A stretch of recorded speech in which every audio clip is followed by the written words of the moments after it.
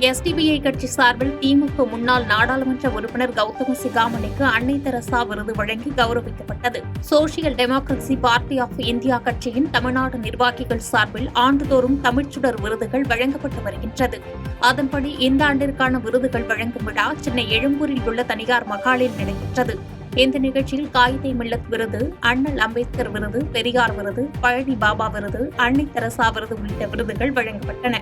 அதன்படி பல்வேறு குழந்தைகளுக்கு இலவச கல்வி வழங்கி உதவி புரிந்ததற்காக திமுக முன்னாள் நாடாளுமன்ற உறுப்பினர் கௌதம் சிகாமணிக்கு அன்னை தெரசா விருது வழங்கி கௌரவிக்கப்பட்டது. எஸ்டிபிஐ கட்சியின் மாநில தலைவர் நெல்லை முபாரக் விருது வழங்கிய நிலையில் விருது நிகழ்ச்சியில் ஏராளமானோர் கலந்து கொண்டனர். நான் என்னை பொறுத்தவரை மருத்துவத்தின் மூலமாக ஒரு சில மக்களுக்கு மட்டும்தான் நல்லது செய்ய முடியும். அதே அரசியலிலே நாம் ஒரு பொறுப்புக்கு வந்தால் அனைத்து மக்களுக்கும் நம்மால் செய்ய முடியும் என்ற ஒரே காரணத்துக்காகத்தான் என் தந்தை பேச்சை மீறி நான் அரசியலே வந்திருக்கிறேன். இன்றும் நான் என்னால் முடிந்த அளவிற்கு அந்த பணிகளை செய்து கொண்டிருக்கிறேன். செய்திகளை உடனுக்குடன் தெரிந்து கொள்ள கீழ்கண்ட கேபிள் மற்றும் டிடிஹெச் நெட்வொர்க்குகளில் எம்நாடு செய்தி தொலைக்காட்சியை காணுங்கள்.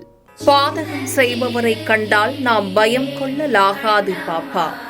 மோதி மிதித்துவிடு பாப்பா, அவர் முகத்தில் உமிழ்ந்துவிடு பாப்பா. அண்மை செய்திகளை உடனுக்குடன் தெரிந்து கொள்ள இணைந்திருங்கள் எம்நாடு தொலைக்காட்சியுடன்.